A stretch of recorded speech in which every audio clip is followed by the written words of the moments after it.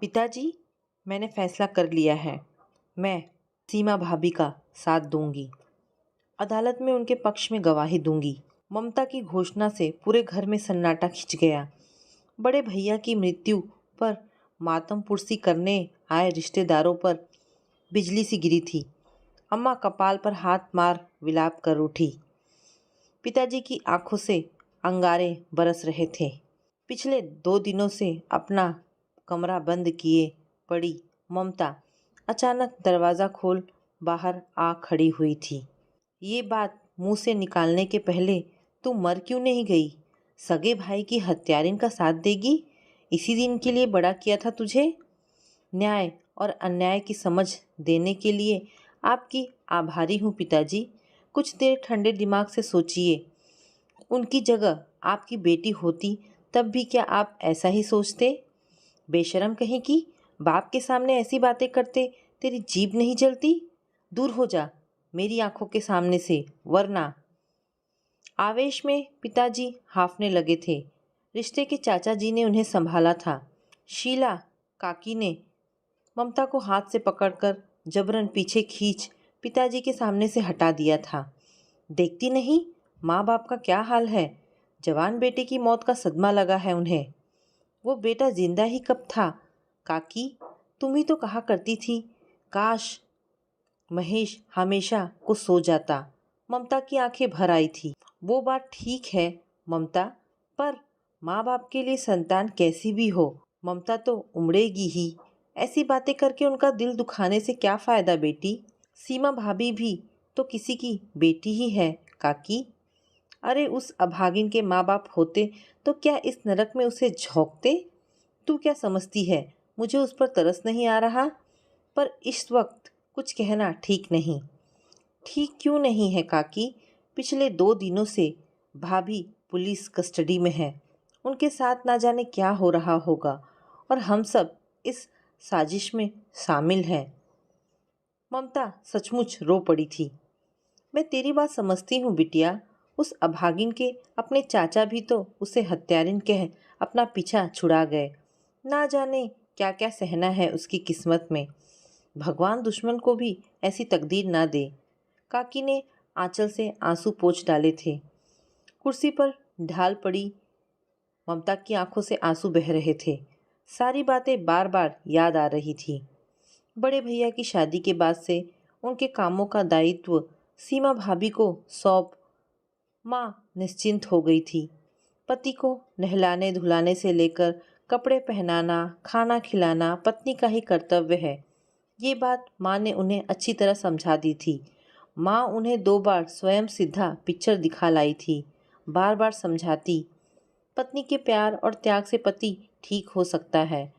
अब महेश को तुझे ही संभालना है बहू। भोली भाली सीमा भाभी मुंह नीचा किए निशब्द माँ की सीख सुनती रहती थी। मातृ पितृ विहीन सीमा ने चाचा के घर नौकरानी की तरह काम कर दिन काटे थे। उस पर भी चाची को उसकी 2 रोटियां भारी थी। सबके खा पी चुकने के बाद बचा खुचा उसके सामने फेंक दिया जाता था।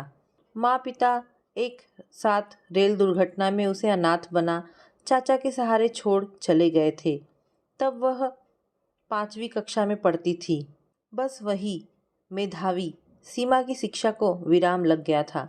चाचा के बच्चों को स्कूल जाता देख सीमा का मन मचल उठता था, पर भगवान ने उसे असीम धैर्य दिया था। अपनी स्थिति उसके सामने स्पष्ट थी। चचेरी बहन की पुस्तकों की झलक देख पाने के लिए सीमा को उसकी 1000 मिन्नतें करनी पड़ती थी। अगर चाची की निगाह किताबों में आंख गड़ाए सीमा पर पड़ती तो उसकी शामत आ जाती। उसी सीमा के लिए चाचा ने उपयुक्त घर वर खोज मृत भाई के प्रति अपना कर्तव्य पूर्ण कर जग की वाहवाही पाई थी। सब कुछ जानते समझते भी जन्म से मानसिक रूप से क्षिप्त भैया के साथ उन्होंने सीमा को बांध दिया था। आंखों में कितने सपने सजोए सीमा इस घर में आई थी। चाचा के प्रति वह कितनी कृतज्ञ थी। उनकी कृपा से उसे इतना अच्छा घर वर मिल सका था। आश्चर्य इसी बात का था कि उस दिन बड़े भैया असामान्य रूप से शांत रहे। उनको शांत देख ममता को लगा था शायद माँ पिताजी के जिन शुभचिंतकों ने उन्हें समझाया था कि शादी के बाद भैया ठीक हो जाएंगे, वे सचमुच अनुभवी थे। भैया की शादी का सबसे ज़्यादा विरोध ममता ने किया था। एमए फाइनल में पढ़ रही ममता न्याय अन्याय का अर्थ अच्छी तरह समझती थी। भैया का अभिशाप पूरे घर पर मंडराता था। बड़े भैया की जन्मजात विक्षिप्तता का कलंक झेलती माँ अपने आप में सिमट कर रह गई थी। दादी हर समय पिताजी को पट्टी पढ़ाती उन्हें सुनाती रहती थी। पगले को जन्म दिया है, जरूर इसके खानदान में कोई पगला रहा होगा। तू ही समझ आलोक बेटा, हमारे खानदान से ना जाने किस जन्म का बदला लिया है इसके बाप ने। हमें धोखे में रख शादी कर दी अपनी लाडली की। अब इस पाप का बोझा ढोने को हम रह गए हैं। माँ बताती है पोता जन्मा है सुनकर वही दादी खुशी के मारे माँ की बलैया लेते नहीं थकती थी। भैया को सीने से चिपटाए दादी अपनी किस्मत सराहती थी। बचपन में बड़े भैया की अजीबोगरीब हरकतें, उनका असामान्य क्रोध सबके मनोरंजन का कारण था। माँ के शब्दकोश में मानसिक विक्षिप्तता जैसा कोई शब्द ही नहीं था। जैसे जैसे भैया बड़े होते गए उनकी असामान्यता स्पष्ट होती गई। मगर भैया बुद्धिहीन होते तो भी बात सही जा सकती थी, पर उन्हें गुस्से के ऐसे दौर पड़ते थे कि घर भर कांप जाता। हाथ में आई कोई भी चीज़ किसी के सिर दे मारना उनके लिए सामान्य बात थी। एक बात और, जब उन्हें ऐसे दौरे पड़ते तो चुन चुन कर ऐसी अभद्र अश्लील गालियां देते जिन्हें अच्छे घरों में सुनना भी पाप माना जाता। जैसे जैसे वह जवान होते गए गालियों के साथ उनकी लड़कियों की चाहत भी बढ़ती गई। शायद उनकी शादी कर देने में पिताजी के मन में यह बात भी रही होगी। बड़े बेटे की असमर्थता और विक्षिप्तता का जहर माँ जीवन भर पीती रही थी। ऐसे बेटे के साथ कोख से और बच्चों को जन्म देने वाली माँ की हिम्मत पर ममता को आश्चर्य होता है। अगर वह भी भैया जैसी ही होती तो उस समय भी इस कल्पना से ममता को कपकपी सी आ गई। 8 बच्चों में बस भैया और ममता ही जीवित बचे थे। विधाता के इस क्रूर मजाक को माँ कभी नहीं भूल पाती। काश उनका एक भी बेटा जीवित बच पाता जो दादी का सपना पूरा करता। दादी की बड़ी साध थी उनकी अर्थी को उनका पोता कंधा दे। उन्हें विश्वास था उसके कंधे चढ़ वह सीधे स्वर्ग जाएंगी, पर उनकी मृत्यु के समय भी स्वर्ग जाती दादी को बड़े भैया ने चुन चुन कर कोसा था। पता नहीं दादी उन शब्दों पर सवार कहाँ पहुंची होंगी। बचपन से भैया का चीखना चिल्लाना सुनती ममता बड़ी हुई थी। मोहल्ले पड़ोस के लोगों के लिए भैया का अनर्गल प्रलाप मनोरंजन का साधन था। जिन एकाध दिनों घर में शांति रहती, पड़ोसी बालिका ममता से कोच कोच कर पूछते, क्या बात है ममता, आज तुम्हारे घर में बड़ा सन्नाटा है, क्या सब लोग कहीं बाहर गए हैं? नहीं तो माँ खाना बना रही है और भैया सो रहे हैं।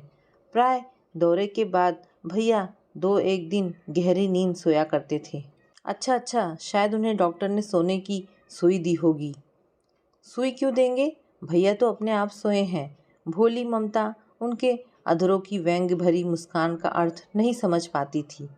काश वह हमेशा के लिए सो जाए, इस नन्ही जान को तो मुक्ति मिलती। उसका कलंक इसे भी खा जाएगा। मोहल्ले की शीला काकी बचपन से ममता को बहुत प्यार करती थी, पर भैया के लिए कहीं वैसी बातों पर ममता मचल जाती। ओहो, तुम बहुत खराब हो काकी, भैया सोते रहेंगे तो हम किससे बात करेंगे? कभी कभी भैया पर जब दौरे नहीं पड़ते वे ममता के साथ सचमुच ठीक बात करते थे। अरे, मैं कोई उसकी दुश्मन थोड़ी हूँ बेटी, मैं तो तेरे भले की सोचती थी। काकी की इस बात का अर्थ अब ममता अच्छी तरह समझती है। भैया के कारण पूरे परिवार ने अपने को घर की 4 दीवारी के अंदर कैद कर लिया था। ऐसे बेटे को लेकर किसी रिश्तेदारी में जाना भी संभव नहीं था। भैया के कारण ममता ने भी कम अपमान नहीं झेला था।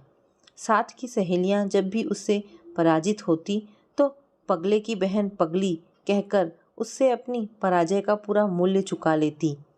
आंखों से आंसू ढलकाती ममता भी माँ की गोदी में सिर छिपा उन्हें उलाहना दे डालती। तुम बहुत गंदी हो माँ, इतना गंदा भैया क्यों लाई? सबके भाई कितने अच्छे हैं, मेरा भाई गंदा है, वो पागल है। भाई को ऐसे नहीं कहा जाता। भगवान से प्रार्थना कर तेरा भाई ठीक हो जाए, फिर वह तुझे खूब प्यार करेगा ममता। माँ की उन बातों पर ममता को कितना विश्वास था। भगवान से उसने कितनी विनती की कि वो उसके भैया को ठीक कर दे, उसके भैया को कोई पागल ना कहे, पर भगवान ने उसकी कहाँ सुनी थी। जैसे जैसे ममता बड़ी होती गई, भाई की विक्षिप्तता उसे विचलित करती गई। बचपन में भाई जब चीखता चिल्लाता, वह कौतुक से उस दृश्य को देखती। कभी कभी पिताजी मोटा डंडा उठा उसकी पिटाई भी कर देते। उस समय उसका बाल हृदय भाई के लिए करुणा से रो उठता। एक बार उसने पिताजी के हाथ में अपने दांत भी गड़ा दिए थे। बदले में पिताजी का करारा थप्पड़ उसके गाल पर पड़ा था। समझदार होती ममता के सामने स्थिति स्पष्ट होती गई थी। उसका परिवार औरों से अलग क्यों है? असामान्य भाई के लिए उसके मन में करुणा के साथ आक्रोश भी उभरता था। भैया के सामान्य रहने का अर्थ गाली गलौज बंद रहना होता था। किसी के प्रति उनके मन में प्यार या ममता जैसे भाव नहीं थे। युवा होती ममता को भाई एक खतरनाक जीव सा लगने लगा था। वह प्राय उसके सामने पड़ने से कतराती। एक दिन शीला काकी ने अम्मा से कहा था, बहू, ममता को महेश के पास अकेले मत छोड़ना, तू तो सब समझती है। महेश में कोई समझदारी तो है नहीं। उस दिन से माँ भी ममता के प्रति विशेष रूप से सतर्क रहने लगी थी। स्वयं ममता कितना डर गई थी। एक बात के लिए ममता माँ, पिताजी और दादी को कभी क्षमा नहीं कर सकती। उन्होंने भैया को मेंटल हॉस्पिटल में सबके लाख समझाने के बावजूद भर्ती क्यों नहीं कराया? शहर के डॉक्टर की दवा से उन्हें नींद भले ही आ जाती, पर उनकी विक्षिप्तता में कोई अंतर नहीं आता। डॉक्टर का कहना था, भैया के मस्तिष्क की बनावट में जन्मजात जो कमी है, उसकी क्षतिपूर्ति संभव नहीं। ममता पिताजी से बार बार भैया को किसी मेंटल हॉस्पिटल में भर्ती कराने की विनय करती, पर अस्पताल में भेजने के नाम पर ही माँ अन्न जल त्याग रोना शुरू कर देती। स्वयं पिताजी की भी यही दलील थी कि लड़के को पागल खाने में भर्ती कराने से परिवार का सम्मान मिट्टी में मिल जाएगा। लोग क्या कहेंगे? वर्मा जी का बेटा पागल खाने में है, लड़की की शादी मुश्किल हो जाएगी। पता नहीं पिताजी ये कैसे सोच पाते थे कि भैया के घर में रहने से ममता की शादी आसान हो जाती। व्यंग की एक मुस्कान ममता के होठों पर तैर आई थी। घर के असामान्य वातावरण, भैया के चीखते चिल्लाने का आक्रोश ममता के कॉलेज के डिबेटों पे उतर आया। विरोधी पक्ष की बात इस तरह काटती कि उनसे कोई जवाब ही न बन पाता। ऊपर से बेहद सामान्य और शांत दिखने वाली ममता के अंतर में अंधड़ सा चलता रहता। पिताजी जहाँ भी उसकी शादी के लिए जाते, भैया का नाम वहाँ पहले पहुँच जाता। ममता हमेशा सोचती, माँ के उन 6 बच्चों की जगह भैया क्यों ना चले गए, काश वह चले जाए। कभी कभी ममता बेवजह लोगों से उलझ पड़ती, सामान्य कही गई बातों में छिपे अर्थ पढ़ने की कोशिश करती। सबसे ज़्यादा गुस्सा उसे भैया पर आता।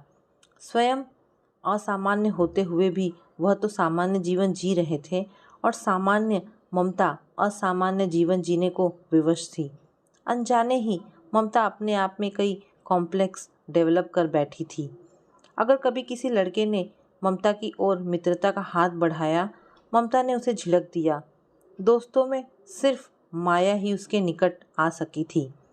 अपने मन की बात माया से कह ममता हल्की हो जाती थी।